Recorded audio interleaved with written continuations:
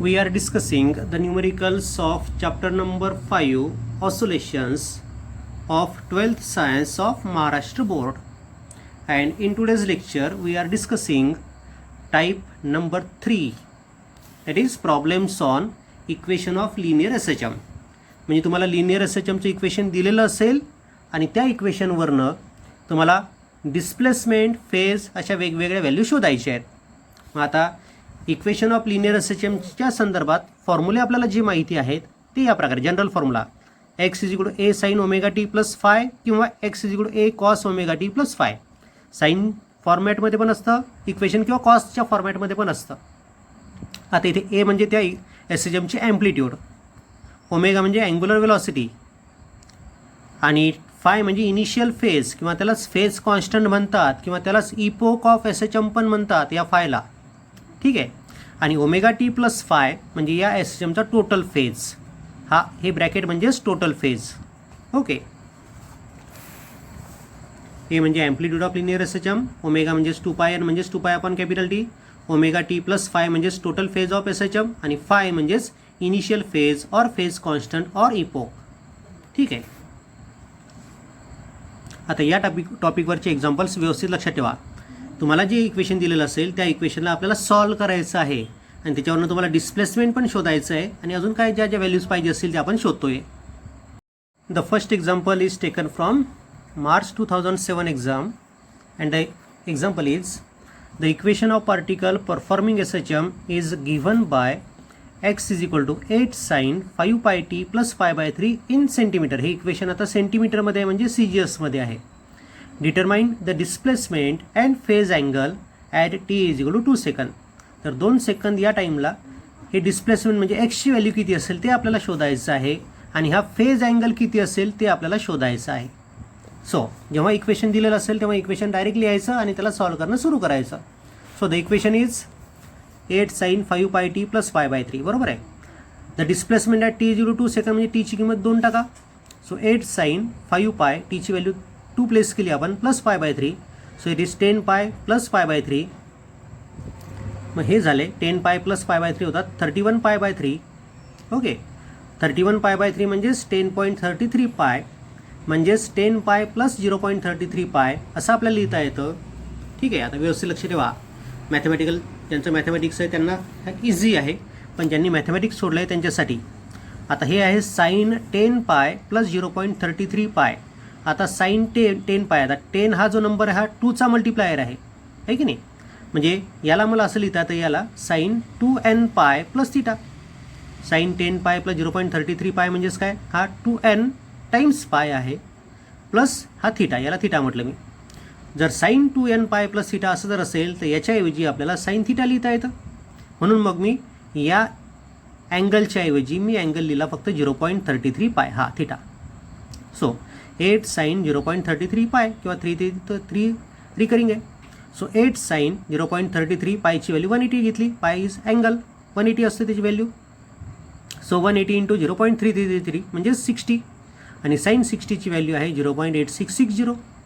So 8 × 0.8660 म्हणजे 6.928 metre. आता displacement आपल्याला पॉझिटिव्ह मिळालं, याचा अर्थ तो जो पार्टिकल आहे तो पार्टिकल पॉझिटिव्ह साईडला डिस्प्लेस झालेला असेल मीन पोझिशनपासनं एवढा. So it displacement is plus 6.928 metre on positive side. ठीक आहे, प्लस असल्यामुळे. त्यानंतर आपल्याला फेज शोधायचा आहे. मग फेज शोधण्यासाठी आपल्याजवळ त्यांनी दिलेलं आहे 2π t प्लस pi by 3. टीची व्हॅल्यू 2 टाका. सो टीची व्हॅल्यू जर 2 टाकली आपण तर ते होतं 10 pi प्लस pi by 3 म्हणजेच 31 pi by 3 रेडियन. ओके. हा मिळाला आपल्याला फेज 2 सेकंद या टाईमला. The second example is the equation of linear SHM is x = 10 sin 4 pi t plus pi by 6 centimeter.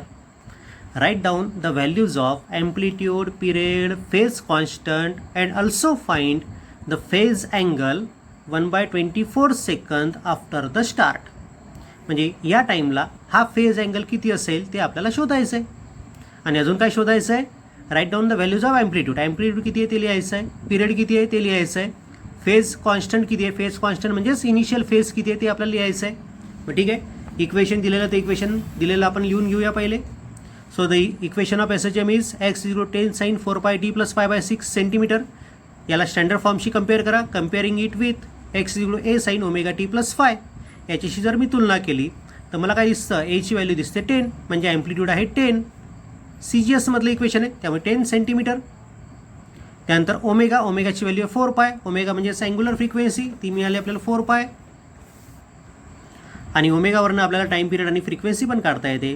म्हणजे ओमेगा इज 2π आपण कॅपिटल टी, ती 4π आली म्हणजे कॅपिटल टी असेल 1/2 म्हणजे 0.5 सेकंद. हा मिळाला आपल्याला टाईम पिरियड. ठीक आहे. त्यानंतर द फेज कॉन्स्टंट म्हणजेच फाय आपल्याला शोधायचा आहे, तो आहे π/6. कम्पेअर केलं तर फायची व्हॅल्यू π/6 दिसते तुम्हाला. So initial phase or phase constant is π/6 आणि फेज अँगल आहे 4πt प्लस π/6 आणि टाईम टाका मग तिथे 1/24. आपल्याला 1/24 सेकंद नंतरचा फेज विचारलेला आहे म्हणून टीची व्हॅल्यू तिथे 1/24 टाकायची आणि आपल्याला फेज मिळतोय. सो 4π आणि टीची व्हॅल्यू टाकली 1/24 प्लस π/6 म्हणजेच π/6 प्लस π/6 म्हणजेच π/3 radian. The third example is for a particle performing linear SHM, its displacement is represented by the equation x is equal to 2/5 cos of 4πt plus π/3. आता हे कॉसमधलं equation दिलं आहे त्यामुळे कन्फ्यूज होऊ नका. साईनमध्ये पण असू शकतं, कॉसमध्ये पण असू शकतं. Calculate its angular frequency, time period and frequency. याच्यावरनं तुम्हाला अँग्युलर फ्रिक्वेन्सी म्हणजे ओमेगा काढायचं आहे, टाईम पिरियड म्हणजे कॅपिटल टीची व्हॅल्यू काढायची आहे आणि फ्रिक्वेन्सीची व्हॅल्यू काढायची आहे. आता तुम्हाला माहिती आहे इक्वेशन दिलं असेल तर इक्वेशन डायरेक्ट लिहायचं, त्याला कम्पेअर करायचं स्टँडर्ड फॉर्मसोबत आणि आपल्याला व्हॅल्यू मिळतात. So given equation is 2/5 cos 4πt plus π/3. Standard फॉर्ममध्येच इक्वेशन आहे. So compare it with x is a cos ω_t plus 5 सोबत. याच्याशी तुलना केली आपण तर काय दिसतं, a ची value 2/5. We get a is 2/5 unit. आता हे इक्वेशन CGS मध्ये आहे की MKS मध्ये आहे असं एक्झाम्पलमध्ये काहीच दिलेलं नाही आणि त्यामुळे आपल्याला ते ज्या व्हॅल्यूज मिळतील त्या CGS मध्ये मिळतील की MKS मध्ये मिळतील हे पण सांगता येत नाही. म्हणून ॲम्प्लिट्यूड आपल्याला जी 2.2/5 मिळाली तिला मी त्याच्यासमोर त्याचं युनिट लिहिलं. ठीक आहे. अँग्युलर फ्रिक्वेन्सी ओमेगा कम्पेअर केला तर किती दिसतं, 4π. ओमेगाची व्हॅल्यू 4π दिसते. 4π. आता ओमेगाला मात्र युनिट एकच असतं, रेडियन पर सेकंद. त्याला CGS युनिट वेगळं आणि MKS युनिट वेगळं असं काही त्या ओमेगाचं नाही आहे. त्यामुळे मला ओमेगाला युनिट देता आलं रेडियन पर सेकंद. फ्रिक्वेन्सी म्हणजे ओमेगा अपॉन 2π म्हणजेच 4π अपॉन 2π म्हणजेच 2. आता फ्रिक्वेन्सीचं पण MKS युनिट आणि CGS युनिट सारखंच असतं म्हणून मला या फ्रिक्वेन्सीला युनिट देता आलं हर्ट्स. टाईम पिरियड, आता टाईम पिरियडला मी युनिट्स सेकंदच देतो आहे कारण की इथे हर्ट्स म्हटल्यामुळे इथे मला सेकंद द्यावं लागेल. टाईम पिरियड म्हणजेच रेसिप्रोकल ऑफ फ्रिक्वेन्सी म्हणजेच 1/2 म्हणजे 0.5 सेकंद. ठीक आहे. या प्रकारे आपल्याला सगळ्या व्हॅल्यू शोधता आल्या. पण इथे ते इक्वेशन MKS मधलं आहे किंवा CGS मधलं आहे हे न दिल्यामुळे इथे जे आपण युनिट्स लिहिलेत त्याकडे लक्ष द्यावं व्यवस्थित, कोणते युनिट का लिहिलेत तर. The fourth example is the equation of simple harmonic motion is given by y is equal to 6 sin 10πt. आता इथे प्लस काही नाही आहे, हां हे लक्षात घ्या. Where y is in centimetre and t is in second म्हणजे CGS मध्येही आपल्याला इक्वेशन दिलेलं आहे. Determine amplitude and initial phase. तर या इक्वेशनवरनं आपल्याला ॲम्प्लिट्यूड आणि इनिशियल फेज शोधायचा आहे. So the given equation is x is equal to 6 sin 10πt. मग याला स्टँडर्ड फॉर्मशी कम्पेअर करा. स्टँडर्ड फॉर्म काय, x is a sin ω_t plus 5. Okay.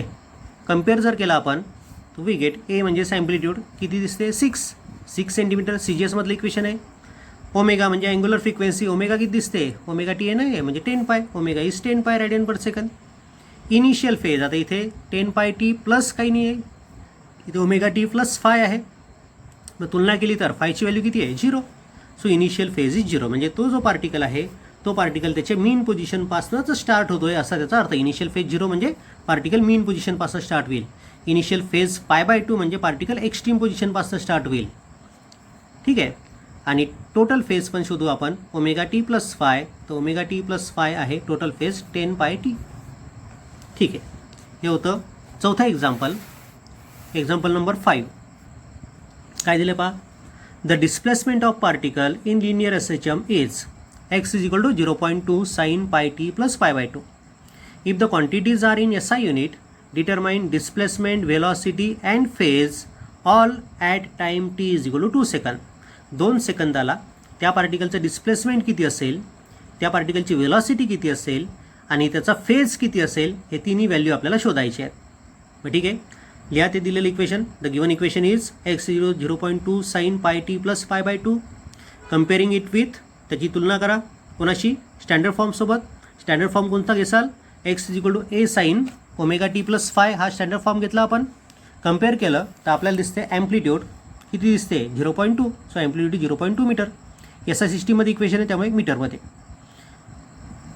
Five म्हणजे इनिशियल फेज किती आहे, पाय बाय 2. आलं मिळालं, ठीक आहे. आता आपण डिस्प्लेसमेंट, वेलॉसिटी त्या व्हॅल्यू शोधू. आपल्याला शोधायचं आहे displacement x at t is equal to 2 सेकंद. मग या इक्वेशनमध्ये t ची व्हॅल्यू 2 सेकंद प्लेस करा. So 0.2 sine pi T plus pi by 2, टीची किंमत टाका 2. So 0.2 sine 2 pi plus pi by 2. पण आपल्याला माहिती आहे साइन 2 पाय प्लस थिटा म्हणजे साइन थिटा असतं. So it is 0.2 sine pi by 2. आणि साइन पाय बाय 2ची व्हॅल्यू म्हणजे साइन 90ची व्हॅल्यू असते 1. सो 0.2 इंटू 1 म्हणजे 0.2 मीटर. पार्टिकल आहे 0.2 मीटर अंतरावर पॉझिटिव्ह साईडला मीन पोझिशनपासनं. आणि ॲम्प्लिट्यूड पण किती त्याची, ॲम्प्लिट्यूड पण 0.2 मीटरच आहे. मग ॲम्प्लिट्यूड एवढा जर त्याचं डिस्प्लेसमेंट झालेलं आहे तर याचा अर्थ तो पार्टिकल कुठे असेल, तो असेल एक्स्ट्रीम पोझिशनला. आणि पार्टिकल जर एक्स्ट्रीम पोझिशनला असेल तर त्या ठिकाणी तो थांबलेला असतो, म्हणजे त्याची वेलॉसिटी 0 असते. So therefore the particle is at extreme position किंवा पॉझिटिव्ह एक्स्ट्रीम पोझिशन म्हटलं तरी चालतं. Positive extreme position at t is equal to 2 सेकंद. So its velocity is 0. ठीक आहे, ही झाली वेलॉसिटी मिळाली आपल्याला, 0 मिळाली. डिस्प्लेसमेंट मिळाला आपल्याला 0.2 मीटर. आणि आपल्याला फेज काढायचा आहे. Phase is pi T plus pi by 2, T is equal to 2 सेकंद. So 2 pi plus pi by 2 म्हणजेच फेज आपल्याला मिळाला 5 पाय बाय 2 रेडियन. ठीक आहे, फेज हा अँगलमध्ये असतो ते पण आपल्याला माहिती आहे. The next example is example number 6. The displacement of particle in linear SHM is 0.2 sine 2 pi T plus pi by 2 in SI सिस्टीम. Determine amplitude, angular velocity, period, frequency and epoch of SHM.